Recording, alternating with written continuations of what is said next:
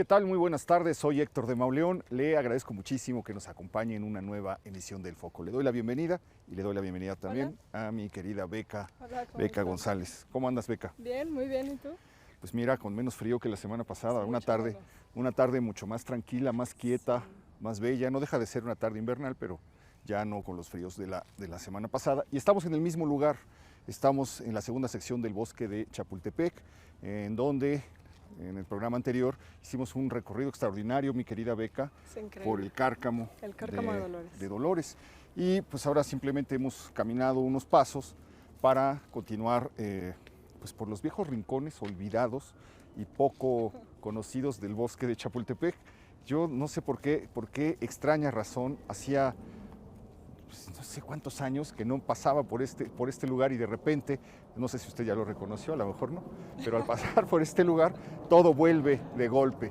Vamos a movernos hacia acá, donde nos está esperando nuestro compañero, nuestro guía en este recorrido, el historiador y cronista Óscar Molina, nos acompañó en el programa pasado y pues nos citó precisamente en este punto.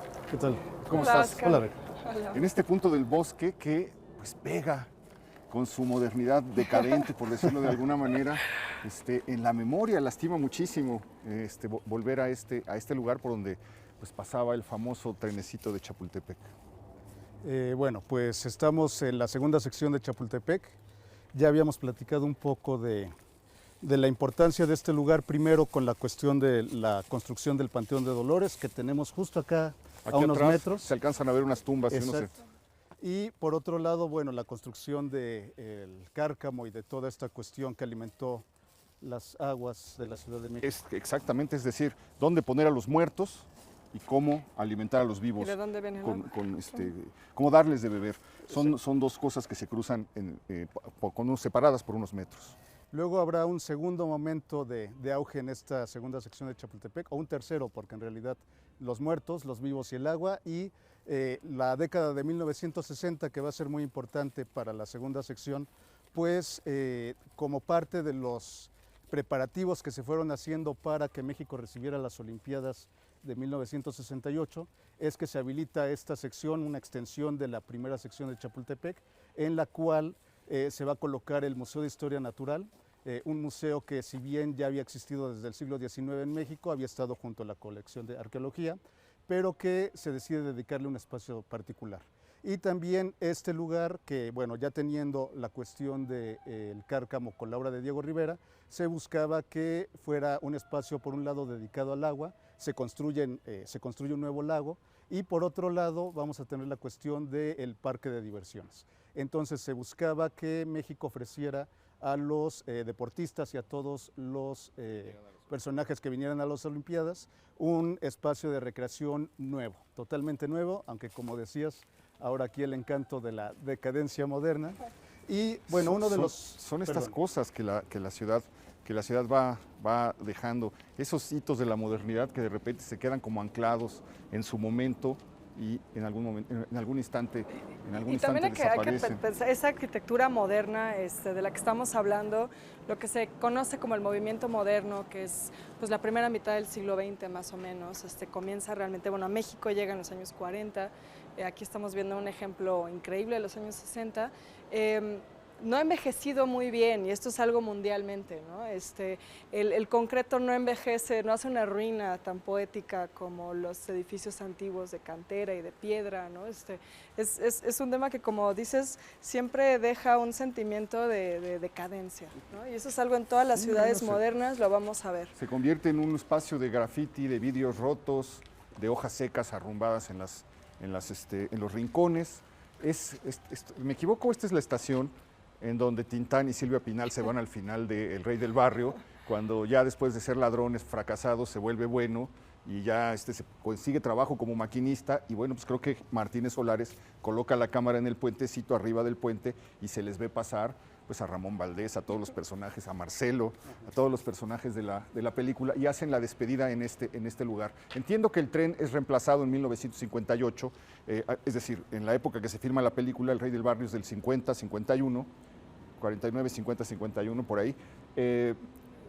Funcionaba un tren tenía determinado tiempo. En 1958 se reemplaza por el que mi generación conocía ya como el trenecito de Chapultepec, y en el que pues era un paseo inevitable de las familias de clase media de los domingos, venir a este lugar, subirse, esperar a que llegara el tren. Había esto para que se hiciera aquí la cola. Aquí estamos viendo cómo los acomodaban. Lograbas acomodarte, arrancaba el tren y nos comentaban por ahí, cuando pasaba por los túneles la gente comenzaba a aullar, y eso era el emblema del gozo dominical en ese mundo que ya desapareció, que se ha ido un poco con todo esto. Entonces aparece la montaña rusa, es decir, los juegos mecánicos, Sí, la el feria. trenecito de Chapultepec, un par de museos. El museo principal, bueno, finalmente va a ser el de Historia Natural, y por otro lado el que se conocía como el Museo de Electricidad, de la Comisión de Luz y Fuerza, y bueno, luego transformado en el Museo Tecnológico de Electricidad. Y se crea el segundo lago, el lago artificial. Todo esto es un periodo que va en 1964, durante el gobierno pues, de López Mateos, de cara Sí. a los Juegos Olímpicos. Y bueno, hay que del decir 68. que fue una época en la que Chapultepec se convirtió como en el centro cultural de la ciudad, ¿no? Porque no solo es el Museo de Historia Natural, Antropología. sino antropología, el Museo de Arte Moderno, el Museo del Caracol, es un poquito antes, pero incluso es un año muy importante para México en términos arquitectónicos, urbanísticos. También es cuando se hace la ampliación de Paseo de la Reforma hacia Se está el desarrollando el norte. periférico, se está desarrollando el viaducto. Se inaugura también la unidad habitacional Nonualco Tlatelolco en ese Tlatelolco, año, la ujú. torre de la Secretaría de Relaciones Exteriores. O sea, es un año en el que realmente México llega a la modernidad, ¿no? Sí, finalmente México tenía que mostrar la cara vanguardista de cara a las Olimpiadas tal cual. Ahorita lo que comentabas con respecto al tren, si recuerdan, la vez anterior comentábamos esta situación de que el Panteón tenía que estar conectado a la Ciudad de México. Esta primera vía, la que hablabas de la década de los 50, bueno, viene de mucho antes. Es la que llevaba, Llevaba a la puerta 6 del cementerio. la que está aquí Que enfrente. exacto, que era la puerta donde llegaban las personas de la clase más baja a visitar a sus Pues es muertos. totalmente revelador lo que acabas de contar. Platicamos en el programa pasado que para que les pudieran dar la concesión a la familia Galloso para hacer el Panteón de Dolores, que fueron los que lo fraccionaron, se les impuso, o ellos ofrecieron que iban a hacer un tren, porque estaba lejísimos de la ciudad, que iban a montar un pequeño tren que pudiera traer a las personas que quisieran venir a visitar a sus muertos desde, pues, digamos, desde algún punto de la Ciudad de México hasta este lugar, y se tendieron unas vías. Lo que nos estás diciendo es que precisamente esta era la estación del tranvía. Era una de las dos, porque una corría por la calle de Madereros, por Constituyentes, y de hecho llegaba enfrente de la entrada del Panteón de Dolores. Esta es la puerta 6, que como les decía era la de sexta clase. Entonces tenemos una bifurcación de la antigua vía. Se va a aprovechar precisamente para crear la conexión entre primera sección y segunda sección de Chapultepec. Completamente interesante, porque uno de los servicios funerarios que ofrece Galloso a finales del siglo XIX y principios del siglo XX es precisamente un pequeño tranvía donde podías traer donde podías subir al féretro o a los dolientes y llevarlos hacia el lugar donde iba a ser inhumado alguna persona. Así que estamos en un lugar que en muchos sentidos, a pesar de su abandono, tiene una carga histórica pues, muy interesante. Pues es muy revelador lo que nos acabas de comentar. Vamos a caminar hacia el Museo de Historia Natural, ¿te parece? Sí, nada más antes quisiera que viéramos este mural que bueno, está combinado con graffiti, un mural del año 99. 99-2000, cuando se trata nuevamente de reactivar un poco esta zona. Lo cierto es que la segunda sección siempre ha tenido ese problema del aislamiento con el resto de las vías de comunicación. Claro, pues no tienes metro, no tienes, Sí, más no hay complicado, transporte ¿no? masivo. Sí. Exacto. Y bueno, aquí la obra que está inspirada en parte de obras francesas, ahí vemos detalles de Chagall y demás, y también detalles mexicanos. Entonces queda como ese segundo momento de revitalización de esta zona que bueno, esperamos que en algún momento se vuelva a Se rescatar, logre, ¿no? sí. Exacto. Y esas frases, qué misteriosas pueden ser de repente. Cuenta uno, Leo, te amo. Historias ahí que quedaron de alguna manera, que forman parte de estos espacios. Bueno, vamos a caminar Pues hacia el vamos a Museo de hacer Historia el Natural. museo.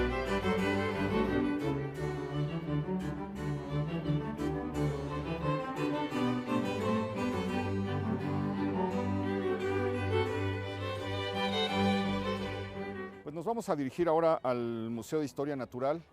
Tiene una historia verdaderamente inquietante, magnífica, muy misteriosa. Y es una historia que comienza en 1790, el año en el que una expedición botánica es enviada por el rey de España a la Nueva España.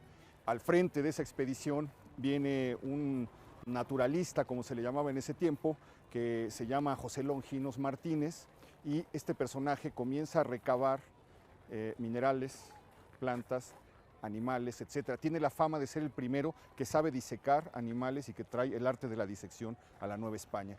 Y comienza a recorrer la Nueva España para mandarle al rey una colección, pues, de aves, de cosas extrañas. Hay que recordar que en ese tiempo estaba de moda lo que se llamaba el Gabinete de Curiosidades o el Cuarto de las Maravillas, que es una cosa muy antigua, pero que alcanza su momento de esplendor en la era de los descubrimientos y de las navegaciones. Qué interesante era tener un ejemplar de un animal de otro continente, del Nuevo Mundo, de un mundo desconocido en tu gabinete. Entonces muchos aristócratas pues pagaban cantidades formidables para poder formar los cuartos de maravillas en los que había desde una piedra de Pompeya hasta un penacho mexica. Desde animales, todos estos mitos que circulaban de que habían encontrado sangre de dragón o que habían encontrado un cuerno de unicornio y alguien lo tenía ahí, había pagado una fortuna, y entonces empezaban a formar esos gabinetes que eran colecciones de lo extravagante, de lo singular, de lo único que había en el mundo en un momento que el mundo estaba despertándose al conocimiento, pues se había descubierto América, y entonces todo era nuevo, todo era desconocido, todo era sorprendente, y todo lo que procedía o podía proceder de esos lugares pues provocaba una atención muy particular. Pasa el tiempo y este señor pues viene a a alimentar el gabinete de maravillas del rey de España, pero al mismo tiempo hace una colección para él. Todo lo va dejando como por duplicado, original y copia. Y se guarda la copia y, ¿qué creen? Abre un gabinete de maravillas en la calle de Plateros, 88, número 8, donde hoy es Madero, la calle de Madero. Ahí estuvo el primer, digamos, lo que viene siendo el primer museo de historia natural en América y en México. Y entonces la Gaceta de México publica varias notas, 4 o 5 notas, donde da noticia de que se acaba de abrir eso. Imagínatelo cómo habrán leído en 1790. Ahí están todas las maravillas del reino. Yo creo que las primeras colas que se hicieron fuera fuera de comulgar o de hacer cola para la hostia, de alguna cosa religiosa, pudo haber venido de ahí. Y él muere de tuberculosis y deja aquí su gabinete. Entonces el gabinete queda ahí un poco a la deriva. El virrey Revillagigedo manda que lo lleven a donde ahora está la Biblioteca de Hacienda, me parece, como un anexo al palacio, ¿no? Sí. Lo manda que lo pongan en el Palacio Virreinal, pero está ligado, tú lo comentabas, a la colección pues, de antigüedades que se empieza a formar precisamente durante la gestión del virrey de Revillagigedo. Y entonces queda ahí pues, durante un tiempo, tiene un destino un tanto cuanto incierto, hasta que Lucas Alamán convence a Guadalupe Victoria de que se haga un Museo Nacional de Historia. Lucas Alamán, el intelectual conservador, profundamente religioso, que sin embargo tenía a veces unos destellos y una visión y una mirada hacia el futuro que era realmente impresionante. Él evitó que fundieran el caballito, lo querían fundir para hacer monedas, y gracias a que él se interpuso logramos tener esa obra maestra hoy en la Plaza Tolsá. Y su segunda inspiración, no su segunda, tuvo muchas, pero la segunda que estamos comentando en este momento es precisamente abrir el Museo de Historia Natural. Sí, y además esto en el siglo XIX, es cuando nacen los museos, ¿no? Mundialmente, es cuando nace también este interés por la historia natural, por el estudio. Es un momento en el que es muy común que quienes tienen, digamos, acceso a la educación o vienen de familias adineradas, hagan tours por Europa, pero también tours por América para conocer justo todas estas especies exóticas y culturas antiguas de otros lugares. Entonces, en el contexto también era muy importante que México tuviera espacios museísticos, de nuevo, como una forma de demostrar que México era moderno y que podía dialogar con el mundo en ese sentido, ¿no? En la educación y en la ciencia y en el estudio. Sí, esta cuestión que comentas de la ciencia va a ser muy importante porque estamos hablando de finales del 18, inicios del 19, donde efectivamente, si bien surge con esta idea de gabinete de las curiosidades, vamos a empezar con las clasificaciones taxonómicas.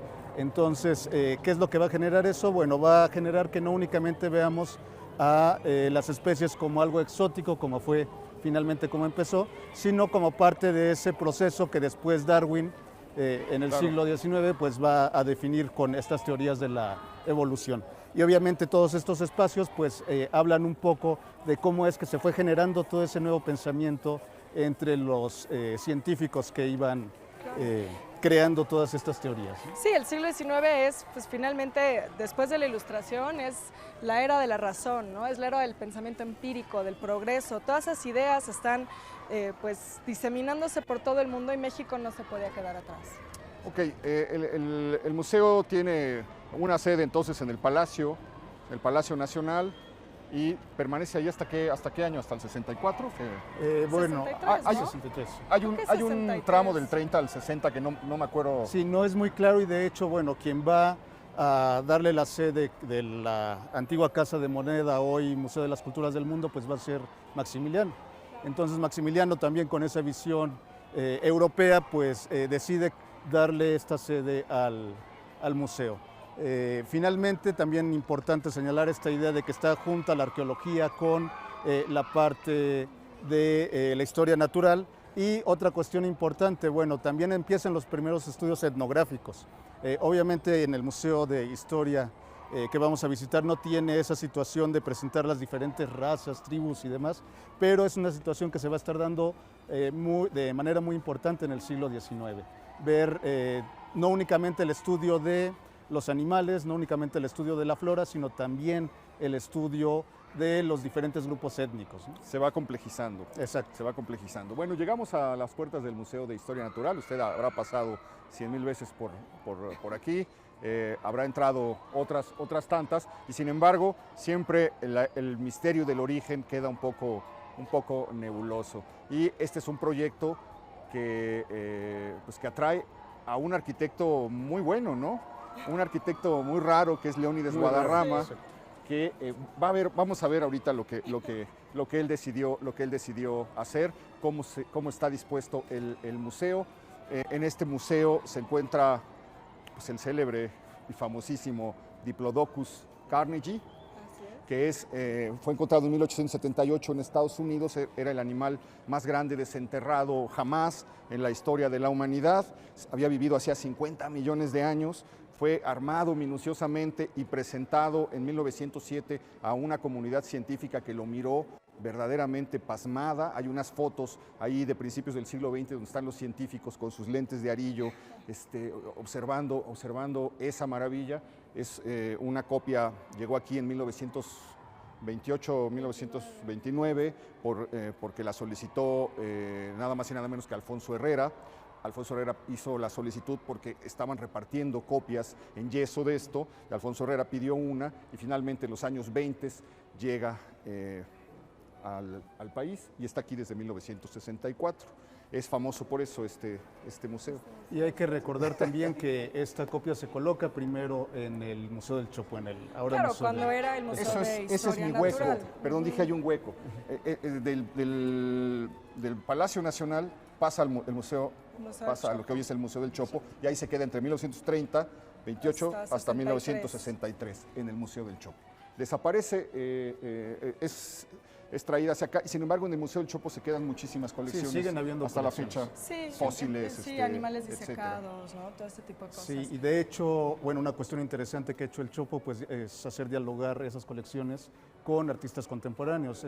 John Fontcuberta, por ejemplo, y con sus fotografías de animales fantásticos, bueno, en la museografía que se montó aquí en el Chopo se hizo dialogar la colección tradicional con estas imágenes fantásticas, ¿no? Bueno, vamos a iniciar nuestro recorrido por este espacio.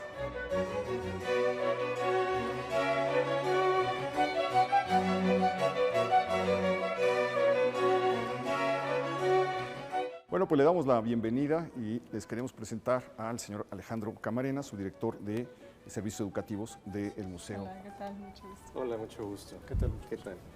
Pues bienvenidos. Al pie de una de las piezas Efectivamente, pues aquí estamos junto a uno de los ejemplares emblemáticos del museo.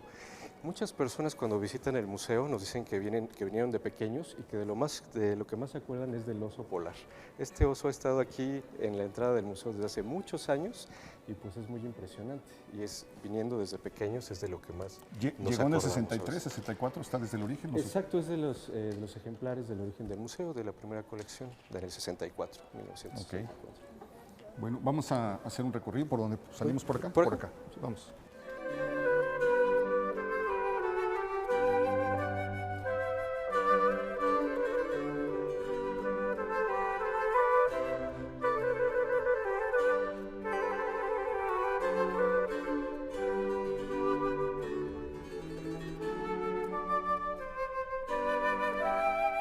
Muy bien, pues aquí entramos ya en lo que es la plaza principal, la plaza central del Museo de Historia Natural, que está envuelta por las 9 bóvedas, 9 completas. La 10ª es una bóveda incompleta con ventanales, que es una de las cuestiones también más representativas del museo, la arquitectura de bóvedas. ¿Por qué no nos hablas un poco del autor de este proyecto? Claro, el arquitecto fue Leónides Guadarrama. Esta es quizás su obra arquitectónica principal. Tenemos entendido que el museo está pensado así en 9 bóvedas y una 10ª media bóveda por 2 razones. La primera, para resguardar de la mejor manera la colección. Recordemos que antes el Museo de Historia Natural, el Museo Nacional de Historia Natural, estaba en el Palacio de Cristal, en el Chopo. Y ese fue uno de los principales elementos por lo que la colección biológica se deterioró. La luz daña obviamente la colección biológica, entonces la forma de las bóvedas garantizaba que no, pues que ahora ese factor no dañara la colección, ¿no? Eso por un lado, y por otro lado, bueno, tenemos la entrada que es esta media bóveda, y después vienen 2 bóvedas, luego un área de 4 bóvedas y otra de 3 bóvedas. Un poquito era también para representar la bipartición celular, ¿no? Que es una de las características de la vida, ¿no? Y bueno, pues es un museo que va a hablar principalmente del origen y del desarrollo de la vida en el planeta. Ya, ok.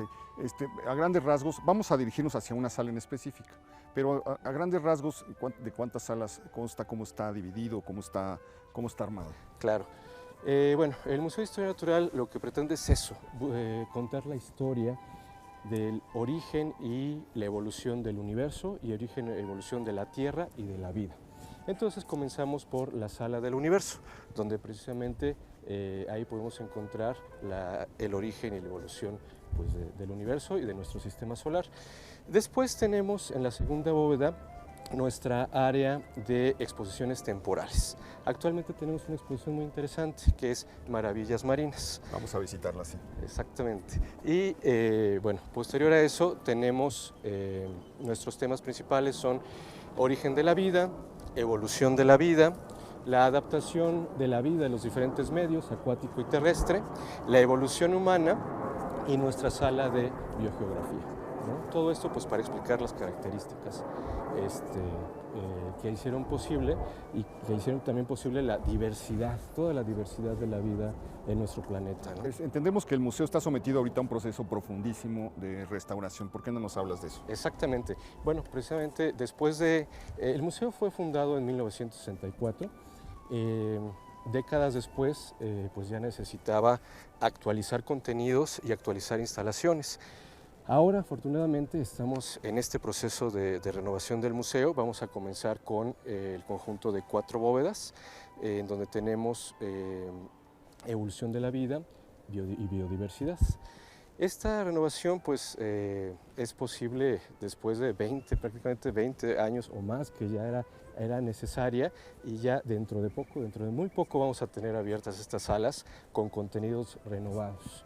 Esto es muy importante para nosotros porque somos visitados principalmente por niños, por escuelas.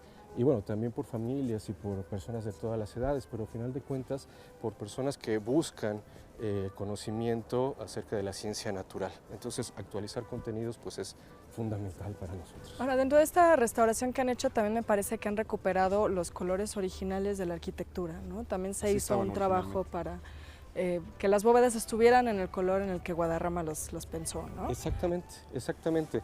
Este es parte del proyecto de Leónidas Guadarrama, basado en la paleta de colores de Matías Geritz. Entonces se recupera los colores originales, que pues es icónico para la ciudad. Sí, de hecho ahora que mencionas la influencia de Matías Geritz, pues no solo lo vemos en los colores, ¿no? Matías Geritz hablaba de la arquitectura emocional, todo su, digamos, su rollo era la arquitectura emocional.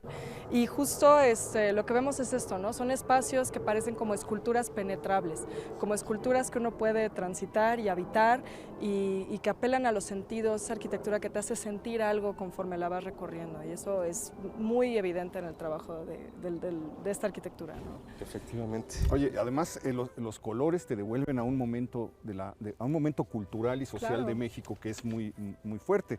Es el momento de las torres de satélite, es el tipo Sí. de colores que vamos a encontrar en esos espacios, en ciertas películas del cine mexicano, Sí. de la era de los jóvenes, Totalmente. de José Agustín o de José Alonso, como que el telón de fondo cromático de ese momento es precisamente esto. Sí, también porque es una época en la que están experimentando mucho con la geometría en el arte, con lo que llamaban el op art, el arte óptico. Entonces, justo hacer estos juegos de color era muy importante también para mostrar como un nuevo arte, un arte experimental, moderno, todo eso era muy importante. Y no hay que olvidar que estos museos de los que hemos hablado del año 64 también tenían esa función de mostrar lo mejor de la arquitectura mexicana, ¿no? El Museo de Antropología lo hace Pedro Ramírez Vázquez, el de Arte Moderno también, o sea, es esta idea de realmente como levantarnos el cuello y mostrarle al mundo lo increíble que puede ser la arquitectura mexicana. Pues qué interesante recorrido, Alejandro. Mil gracias por acompañarnos hasta la contrario, entrada muchas de gracias. Maravillas Marinas. Vamos a darnos una vuelta por aquí. Te agradezco mucho. Al contrario, Muchísimas muchas gracias. Gracias. Mucho gusto. Mucho gusto, que lo disfruten mucho. ¿Entramos?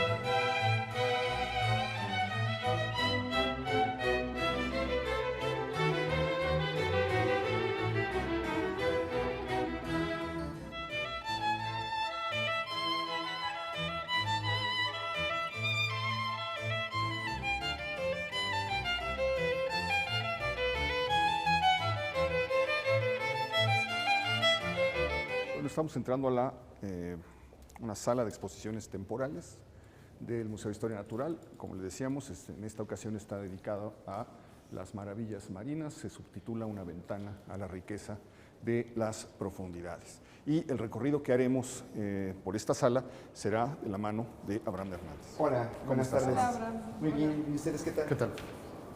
Bienvenidos. Muchas gracias. Muchas gracias. Cuéntanos. Bueno, esta sala tiene la temática de explorar el mar conforme nos vamos sumergiendo en profundidad. Entonces la sala se divide en tres zonas principales: la superficie, lo que hay en medio y en el fondo. Y ustedes, a medida que van bajando, ¿qué es lo que nota que hay menos? Pues luz. Exacto. Entonces la luz va a ser muy diferente mientras vamos sumergiéndonos. ¿Qué otra cosa cambiaría? A ver, Beca, tú. La presión, supongo que cambia. Por también. supuesto, aumenta la presión conforme bajamos. ¿Otra cosa? A ver. Pues las especies, ¿no?, que hay en cada una de las secciones. Sí, la biodiversidad es diferente conforme también vamos bajando. Y algo muy importante también, la temperatura. Ah, claro. ¿Creen que haga más frío abajo? Sí, claro. Más frío, ¿no? Pues ¿Como en cuántos grados centígrados creen que no, estemos? está muy difícil. No, está ¿Qué muy será? complicado. A casi 2 grados centígrados Está muy frío en el fondo, con mucha presión y poca luz. ¿Y en la superficie? En la superficie todo lo contrario. Pero que hasta que tendríamos- llega, digamos. A los 100 metros es cuando ya no hay luz y entonces empieza a ser cada vez más oscuro. Ahorita estamos en la zona de poca profundidad donde podemos encontrar una gran biodiversidad y sobre todo ecosistemas como este, un arrecife de coral. Aquí viven muchos seres vivos y comparado con las selvas, los arrecifes de coral son los que tienen la mayor biodiversidad del planeta. Por ejemplo, aquí podemos ver peces cirujanos, podemos ver que el mismo arrecife está formado por esqueletos de organismos, como los corales, pero también podemos encontrar esponjas, medusas, gusanos marinos, caracoles, pulpos, tortugas. Es muy diverso. ¿Tiene la explicación de por qué se escucha el mar en los caracoles? Sí. Con cualquier objeto que nosotros pongamos en nuestro oído, prueben con su mano, haciendo cucharita, se puede escuchar un Toda la ruido de gente va a fondo. Este ruido de fondo se encuentra en cualquier objeto que está cóncavo. Ajá. Entonces, no es que escuchemos el sonido del mar, es más bien el sonido concentrado en esa concavidad. Ok. También en esta sala les platicamos que México es acuadiverso. Al estar rodeado de dos océanos, tenemos mucha biodiversidad en cualquiera de los dos y sobre todo especies endémicas como la vaquita marina, actualmente en peligro de extinción. Y esta es la historia del buceo. Está ¿no? padrísimo. Lo que nos están mostrando. Sí, da como la sensación de estar viendo una película No, de ciencia de Julio ficción, Verne, ¿no? Aquí estamos ya en el mundo de Julio Verne, ¿no? Total. Exactamente.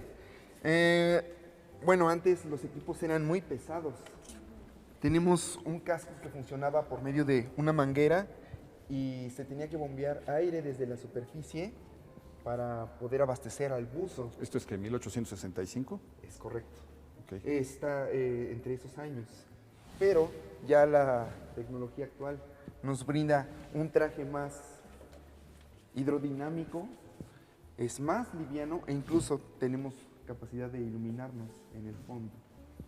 Sí, ¿Y sí, como es cuánto impresionante. pesaba, por ejemplo, mencionas que eran muy pesados, ¿no? ¿Tienen una idea de cuánto pesaba ya el equipo completo con, como digamos, estas especies de botas de plomo y el casco y todo? Aproximadamente llevaba 70 kilos. Wow. No se siente Pues en ve el las agua, botas. pero en Sí, no, tierra, es que es impresionante Wow. verlos, sí.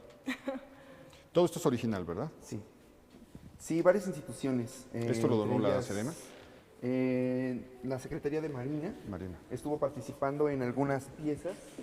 También instituciones como la UNAM y la UAM forman parte de esta exposición en cuanto a piezas y a contenido fotográfico. Y la parte de los animales y de las piezas disecadas supongo que son del museo, ¿no? Algunos son del museo, otros son préstamos de estas instituciones. La UNAM, sobre todo, que se dedica a investigación submarina. Tenemos de este lado un barco, el Puma, que es un barco que se dedica a la oceanografía aquí en México. Ah, ok. Oye, aquí estoy viendo que es una representación de un gabinete de Sí. curiosidades. Es correcto. Hemos hablado de esto al principio, antes de entrar al museo, y está padre con poderlo compartir. Aquí dice que es una litografía del siglo XVIII, donde se ve una idea de cómo eran en ese tiempo, ya de la Ilustración, precisamente los gabinetes, todos repletos Bueno, de en cosas. realidad al recorrer la exposición hay que decir que también da como una sensación de estar recorriendo una Un especie de gabinete. gabinete, ¿no? Con todas las conchas, por ejemplo, que veíamos al principio, los corales, a todos estos especímenes hubieran estado en un gabinete. Pues mira, como mira, se Beca, original. veamos lo que tenemos aquí. ¿Qué es esto? Esta es una pieza emblemática del museo. Es un tipo de molusco llamado argonauta. Qué maravilla. De todos los moluscos que existen, un grupo llamado cefalópodos, los pulpos y calamares, son animales con pies de tentáculos. Este en especial es capaz de producir una concha con la misma textura del papel, solo las hembras lo producen para ahí criar a sus pequeños. Los machos son de este tamaño y este es el tamaño a escala natural. Ok, estoy viendo que esto se llama calamar de Humboldt. Ajá. ¿Por qué? ¿Lo describe el varón? Así es. Muchos de los animales llevan el nombre de sus descubridores, tanto el nombre común como su nombre científico. Por ejemplo, el dinosaurio que mencionabas, famoso dinosaurio que no hemos Eh, visto, que es Carnegie, ¿no? sí, en porque- ese caso, porque por el que financió es el la magnate que da... expedición, ¿no? Así es. Estos ejemplares también pertenecen a nuestra colección biológica. Este es un primo de los tiburones y de las rayas. Se le conoce como quimera, Qué maravilla. o pez ratón, pez elefante o tiburón fantasma. Y es un pez que vive a bajas profundidades. Tiburón, fantasma o quimera, cualquiera de las dos. Son como de Verne, te lo juro. Sí, sí, son como A ver, ¿qué bestias tenemos aquí? fantásticas, ¿no? Un cangrejo ermitaño. ¿Por qué se llama así? Los cangrejos ermitaños tienen en la parte de arriba, la parte anterior, un esqueleto muy calcificado. Sin embargo, el resto de su cuerpo se encuentra muy frágil, muy débil. Entonces ellos tienen que buscar refugio en conchas. Conforme van creciendo, van cambiando de conchas. Entonces por eso se dice que van siendo ermitaños. Se refugian ahí. Se refugian dentro de ella con sus patas y sus pinzas. Muy bien. ¿Y esto? Es una escultura de un pulpo. En esta parte tocamos el tema de los monstruos mitológicos. En época de los gabinetes de curiosidades se tenían colecciones, pero no se sabía qué se tenía, no había una clasificación como tal. Por lo tanto, surgieron varios mitos y leyendas, como de pulpos gigantes, serpientes marinas enormes, monstruos marinos que con tentáculos de serpiente hundían navíos en tan solo unos minutos y solo los supervivientes de aquel naufragio pues llegaban a contar y a relatar a sus Bueno, y esto lo representaban amigos. en los mapas, ¿no? A veces cuando uno ve los mapas antiguos, se alcanza a ver a veces en zonas de mar abierto unos tentáculos que salen, ¿no? Una especie de serpiente ahí. Entre Que a las saber de olas. dónde salían esas relaciones, venían de la fantasía de los marinos, Sí, ¿no? totalmente. La marihuana fue popularizada en todo el mundo por los marinos, los que iban en el galeón de Manila y que hacían el viaje de Asia y la Nueva España hasta Acapulco, fueron los que la trajeron a México. Y decían que para poder para paliar lo aburrido y lo duro, el calor y todo esto, les ayudaba muchísimo ir fumando esa hierba. No sé por qué la asocié con las visiones de los monstruos marinos, Puede ser, porque no tiene nada que ver, Digo, no porque sé. no provoca delirios También ni nada de esto. Pero supersticiones, ¿no? Y hay que pensar también la oscuridad. Ahora nosotros muchas veces no podemos ni ver las estrellas porque hay luz que emana de las ciudades, ¿no? Pero en ese momento no había absolutamente nada de luz. Tampoco los barcos tenían luz propia, ¿no? Más que velas. Entonces salir en la noche a pues la era una cubierta cascarita. y ver todo totalmente oscuro debió de haber sido una experiencia. una muy cascarita de fuerte, nuez ¿no? en medio Sí. del océano. Aquí estamos viendo restos de ballena. Una ballena gris. En el fondo marino existen diferentes ecosistemas. Uno de ellos es el cementerio de ballenas, donde cadáveres de estos animales gigantescos se hunden y sirven como comida de muchos otros organismos que pueden haber sido incluso salidos de una película de terror. Los animales que están viendo en el frasco se conocen como peces bruja. Y ese nombre no lo llevan en balde. Tienen un cuerpo alargado en forma de serpiente. Carecen de ojos. Cerca de la boca tienen tentáculos para rastrear químicamente el olor de la carne descompuesta. Su boca siempre está abierta, no la pueden abrir ni cerrar, ya que carecen de mandíbula. Pero está repleta por dentro de dientes filosos que arrancan cachos de carne de la ballena que está muerta. Y entonces también en estos cadáveres empiezan a desarrollarse ecosistemas. Por supuesto que sí. Cuando hablamos de ecosistemas, hablamos de diferentes organismos bajo ciertas condiciones de temperatura, luz, acidez, presión.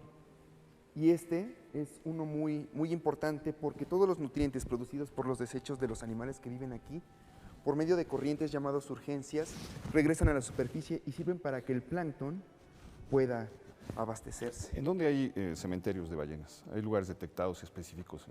En todo el mundo. En todo el mundo. En todo el mundo podemos encontrar. También los barcos terminan convirtiéndose, bueno, los barcos que se hunden también terminan convirtiéndose en una especie de ecosistema, ¿no? También son como totalmente absorbidos claro. por Por toda esta supuesto. fauna marina. Sí, sobre todo los corales son los que buscan objetos, ya sea suelo o rocas, y en este caso los barcos hundidos, como sustrato, para poder empezar ahí una colonia de corales y entonces formar arrecifes de corales si el lugar no es tan profundo. Oye, aquí estamos ya, digamos, en lo que vendría siendo el Hades de los mares, el inframundo, la oscuridad total, ¿no? Estamos ya en esta zona. Así Es es. la zona, por ahí leí, que dice... Es la zona... de umbra. Sí, así es. Es la zona avisopelágica o abisal. Más abajo está la zona adal o adopelágica, precisamente por el dios mitológico.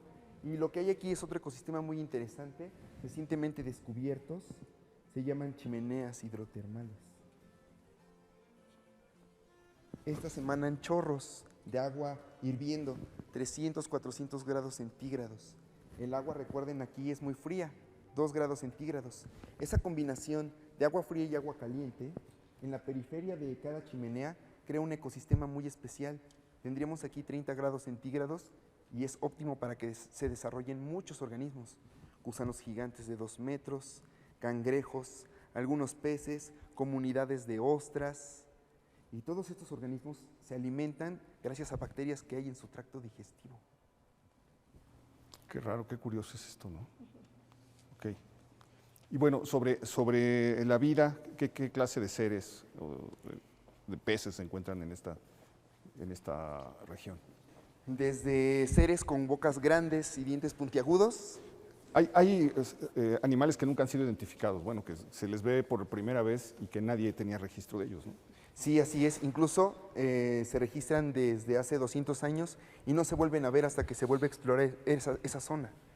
Y con la tecnología que tenemos ahora de diferentes sumergibles y submarinos que llegan cada vez a más profundidades, es como vamos conociendo y descubriendo nueva biodiversidad. Es muy interesante esta frase. Conocemos mejor la superficie de Marte o de la Luna que el fondo marino, pues lo dice todo. Así es. Es una frase que evoca el sentimiento de seguir explorando, pero también es muy triste porque queremos explorar otros mundos sin haber explorado por completo el nuestro. ¿Qué es esto? Esta es una mandíbula de raya sierra. Existe tiburón sierra y raya sierra. La diferencia radica en dónde tienen las branquias estos animales. Los tiburones tienen las branquias por donde respiran el oxígeno del agua a los lados de la cabeza, mientras que las rayas por debajo. Este es un animal mexicano y se han encontrado ofrendas prehispánicas con estos objetos que ocupaban como armas. Entonces imagínense el tamaño de este hocico, ahora imagínense el tamaño completo del ejemplar. ¿Y en qué zona se encuentran? O sea, ¿en qué zona han encontrado estas ofrendas prehispánicas? En el Golfo de México. Okay. 250,000 especies marinas descritas y cada año se descubren más. Increíble, ¿no? Así es. No cabe duda que si nosotros queremos conservar la biodiversidad, primero tenemos que conocerla, ya que no cuidamos lo que amamos. Y hay una frase que me gusta mucho decirle a las personas cuando terminamos una visita, y es: cada vez que nosotros exploramos a la naturaleza, perdemos el miedo y ganamos cariño y respeto por lo que nos rodea. Y entonces, ¿qué hacemos con lo que queremos y con lo que amamos? Lo cuidamos. Cuidarlo, ¿no? Lo cuidamos y lo conservamos. Seguimos caminando.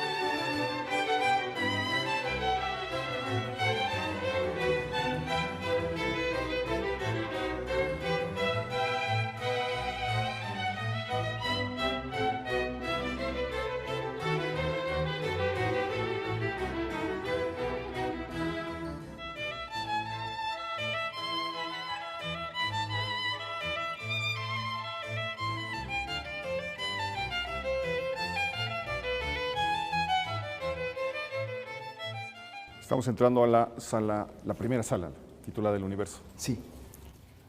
Bueno, aquí descubrimos las maravillas y secretos del cosmos. Tenemos representados aquí en este mural galaxias, estrellas y otros cuerpos celestes que son de interés para los astrónomos. Esto de la filatelia es muy interesante, ¿no? Es cómo se ha representado la conquista del espacio a través del tiempo, y cómo pues también después de la Segunda Guerra Mundial, en la Guerra Fría, Se el destapa todo, espacio se ¿verdad? convierte Claro. en un tema muy político, ¿no? De quién llega primero, si los rusos o los años del estadounidenses, Sputnik, etcétera. exactamente. Así es.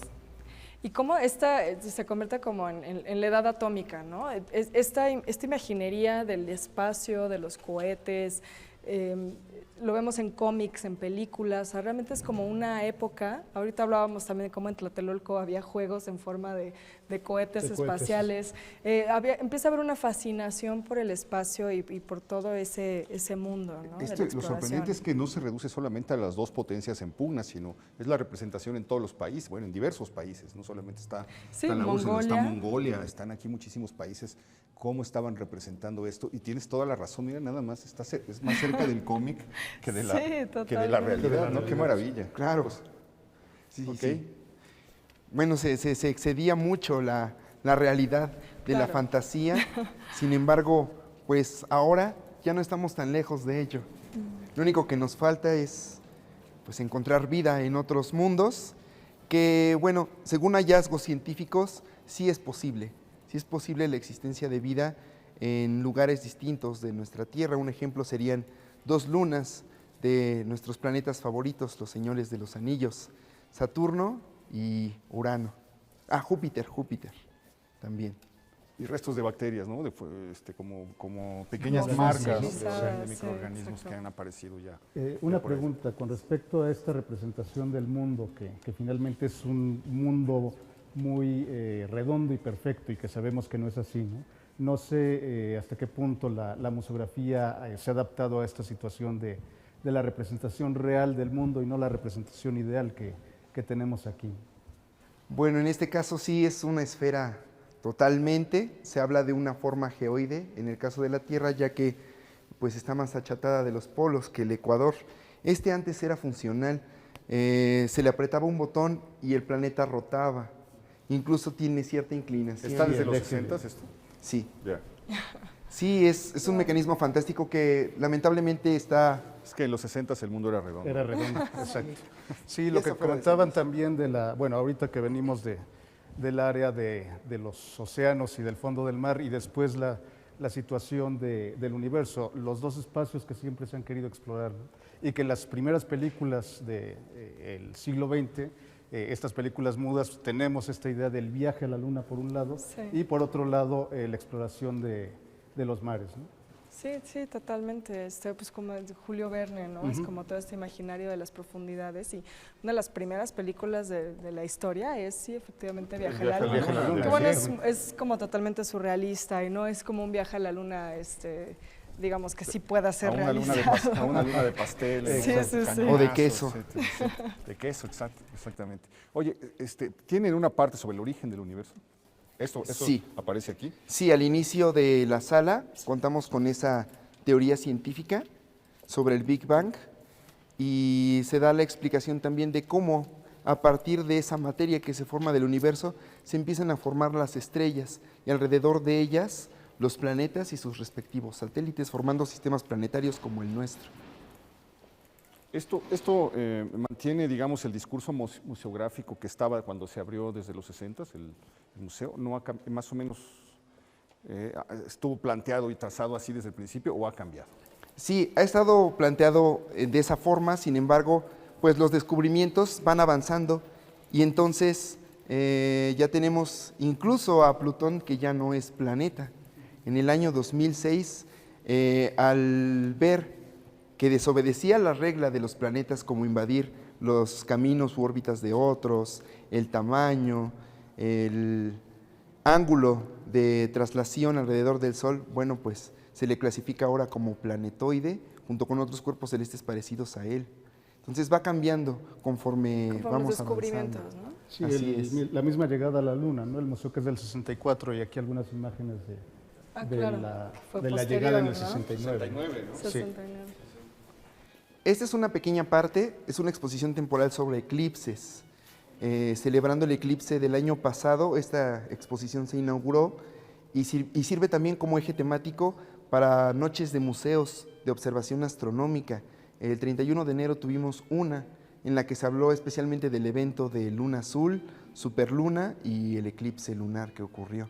Entonces tuvimos una demanda tan sorprendente que no nos dábamos abasto esa noche. Oye, veo aquí algo, ¿es que es una representación de un eclipse en una estela maya o qué es esto? Sí. En un códice. Es un códice. El códice Dresde. Relata sobre el conocimiento de los eclipses que se tenía desde mucho antes que se inventara como tal la astronomía, entonces es fantástico.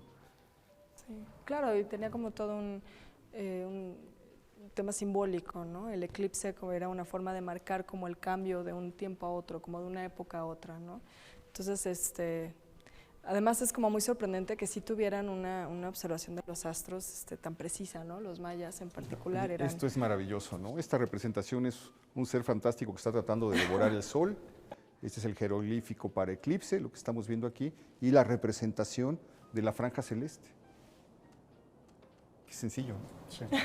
Sencillo. Así es. Una comprensión tan sencilla, pero que no difiere mucho de lo que sabemos acerca de los eclipses. Ok. En esta parte, ¿qué es lo que estamos viendo representado? Bueno, esta es una línea del tiempo en la cual nos relata cómo el fenómeno de cambio climático es un fenómeno natural que ha ocurrido desde que el planeta se formó hace 4.600 millones de años y ha pasado por calentamientos globales y glaciaciones. Así es, y esto ha originado que muchas especies se extingan y que otras, al adaptarse a estas condiciones tan cambiantes, pues puedan sustituir a las especies que se extinguieron. Así el planeta y los seres que habitan en él son dinámicos todo el tiempo. ¿14,000 millones? 4.600 millones de años. 4.600 millones de años. Pues es impresionante cómo en 200 años se pudo llevar al colapso y a poner en riesgo todo lo que había pasado. Bueno, ahora que veníamos para allá, no sé si alcanzaron a ver, había unos meteoritos allá atrás, pero eso me hizo recordar, tú hablabas de estos huecos, de dónde había estado el Museo de Historia Natural, y ahora que vi el meteorito recordé que en Palacio de Minería, donde también hay un ejemplar, estuvo por un momento el Museo de Historia Natural cuando pasó a manos de la universidad. Sí, sí. En alguno de estos momentos en el que ya no es, digamos, propiamente del Estado, sino de la universidad. El que hace el decreto de creación del museo es Vicente Guerrero. Es decir, la idea de su creación es de Guadalupe Victoria, pero el que da, digamos, el proyecto ejecutivo, la firma definitiva que permite su creación es Vicente Guerrero. Para ese momento, pues eso ya es 1828, el Colegio de Minería está en un momento crítico y se trasladan las colecciones o parte de las colecciones a ese lugar. Sería muy interesante saber qué parte de la colección original de Longinos se conserva y dónde pudo haber quedado la otra. Yo no sé si incluso había inventarios. Hay estudios dedicados a este señor. La UNAM ha hecho estudios dedicados a este señor. Diversos historiadores se han preocupado. Valdría mucho la pena ver cuál fue lo que logró, qué era lo que logró exactamente reunir y qué destino tuvo, qué cosas se perdieron. Pero bueno, pues estamos prácticamente llegando al final de nuestro recorrido. Te agradezco muchísimo que nos hayas acompañado. Claro que Muchas gracias, Abraham. Mil gracias. Al contrario, Abraham. para servirles. Gracias. Y nosotros pues se nos fue ¿Ya? el tiempo en 2 salas y en una visita nostálgica a esta estación de reminiscencias de CO, que es la vieja estación de Chapultepec, la gran revelación, que era una de las 2 estaciones que conducían al Panteón de Dolores. Sí es. Y bueno, hablando de nostalgia, hay una de las salas importantes, el oso panda que tenemos por acá disecado, que finalmente forma parte de esa misma historia de la biodiversidad que se conoció en la Ciudad de México, ¿no? La llegada de los 2 osos pandas, Jin Jin y Pepe, a la Ciudad de México y finalmente la procreación, la primera vez que se podía dar esta procreación fuera de China, la presencia de Togui, y que finalmente, bueno, fueron varios las crías que tuvo esta pareja y que dentro del museo pues está uno de esos antiguos personajes ahora disecados. ¿No? Llegamos en un momento en el que estás, como le decíamos, sumergido en un proceso de profunda remodelación, por eso no pudimos visitar la pieza estelar, que es la figura del Diplodocus, pero queda abierta la invitación para que usted esté pendiente. Nos dicen que esto ya es inminente, la reapertura de las salas, y en cuanto esto ocurra, pues pueda usted venir a constatar personalmente y en vivo un poco lo que nosotros le hemos presentado en este programa. Te agradezco muchísimo, Oscar, Gracias, que nos hayas acompañado. Mi querida Beca, muchas gracias. Muchas gracias. Gracias a usted. Espero que haya disfrutado el recorrido, que se la siga pasando bien lo que queda el fin de semana, y lo espero la próxima semana, ya lo sabe usted, aquí en El Foco, para seguir caminando por Tacubaya. Tacubaya, sí. Mil gracias.